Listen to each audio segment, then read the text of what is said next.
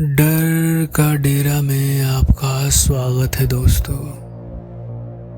आज सुनते हैं एक ऐसी कहानी जो दिल को दहला दे। रात के करीब 11 बज रहे थे। पूरा ऑफिस वीरान पड़ा था। चारों ओर सन्नाटा पसरा हुआ था। छत का पंखा घर घर की आवाज करता हुआ हिल रहा था। बाहर हवाओं की सिसकियां गूंज रही थी। आर्यन अकेले फाइल समेट रहा था। तभी ऊपर से टक टक टक जैसी आवाज, मानो कोई अदृश्य चीज इमारत के अंदर घूम रही हो।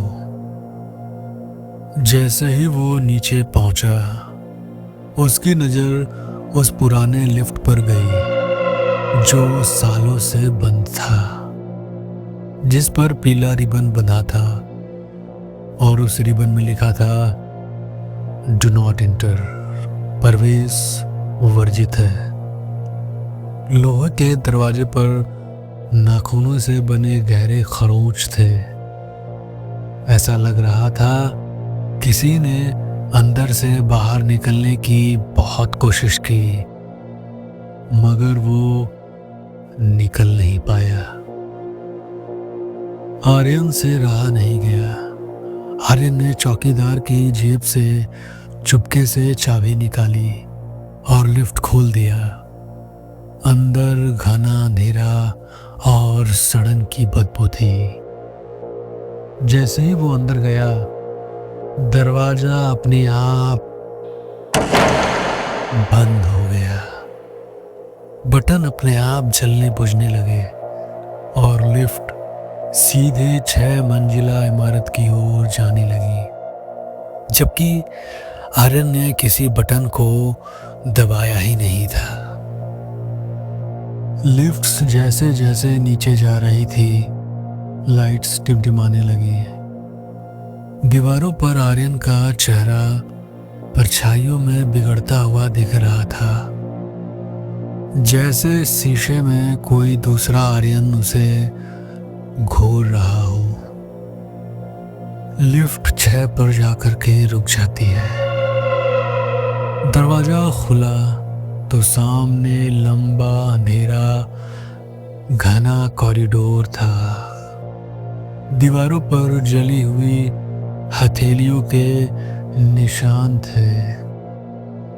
आर्यन डरते डरते आगे बढ़ा। उसके कदमों की आवाज गूंज रही थी।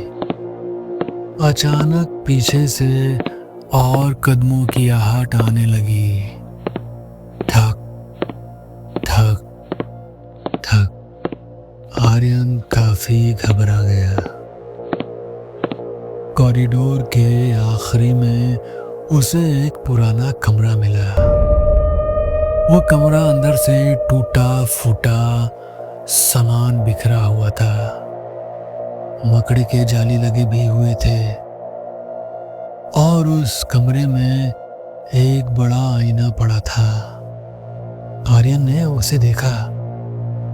उसमें उसका अक्स हंस रहा था, जबकि असली आर्यन तो दहशत में था।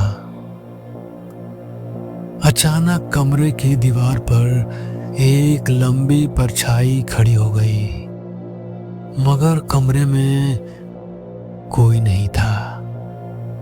परछाई धीरे धीरे हाथ उठाकर उसकी ओर इशारा करने लगी। आर्यन भागा, लेकिन कॉरिडोर बदल चुका था। अब हर तरफ वही दरवाजे, वही दीवारें, जैसे वो किसी अनंत भूल भुलैया में फंस गया हो। उसका दिमाग चकरा गया। ये क्या हो रहा है मेरे साथ? ये क्या है? ये तो किसी भूल भुलैया से कम नहीं लग रहा मुझे। कि तभी अचानक उसे वही चौकीदार दिखा, पर उसकी आंखें गहरी काली गुफाओं जैसी थी। वो धीरे धीरे फुसफुसाया, उसने कहा, तुम्हें ऊपर जाना था, नीचे नहीं। तुम गलत रास्ते पर आ चुके हो। आर्यन अब लिफ्ट की ओर भागता है, मगर उसने देखा अंदर की दीवारें खून से भीगी हुई थी।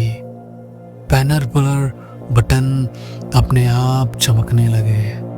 6, 7, 8 और यह गिनती अनंत तक जा रही थी, मानो इसका कोई अंत ही ना हो।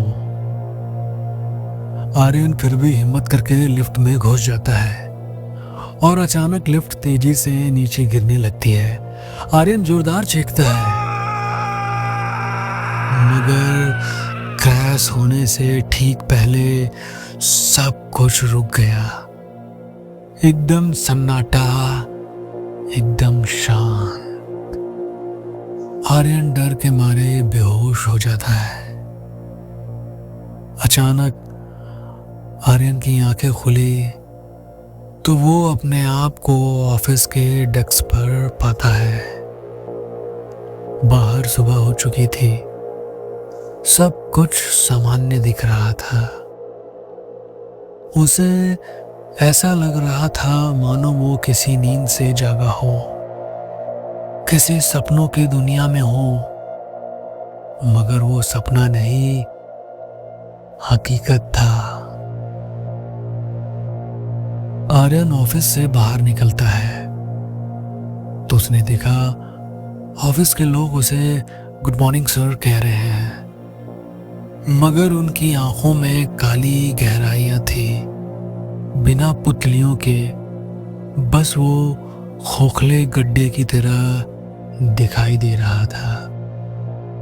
आर्यन डर के मारे बाहर भागता है और उसी लिफ्ट के सामने पहुंच जाता है।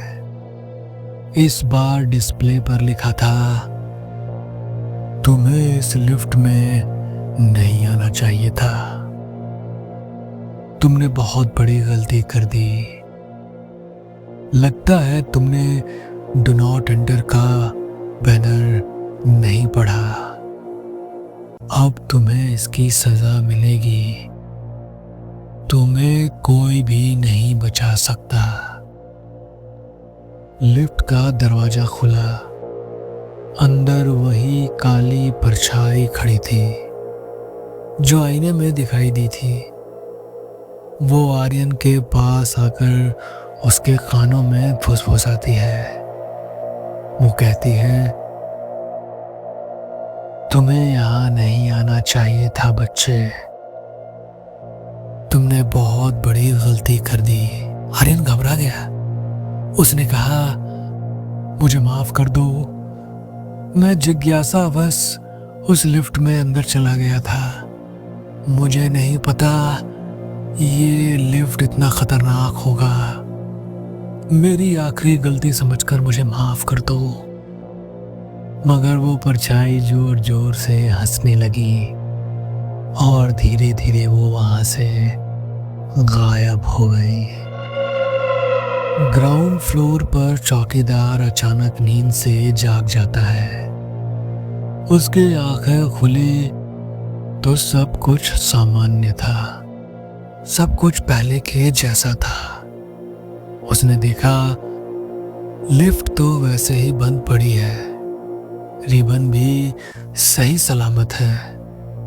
यहाँ किसी के आने के जाने का कोई निशान नहीं मिलता, जैसे किसी ने उस जगह पर आने की कोशिश ना की हो।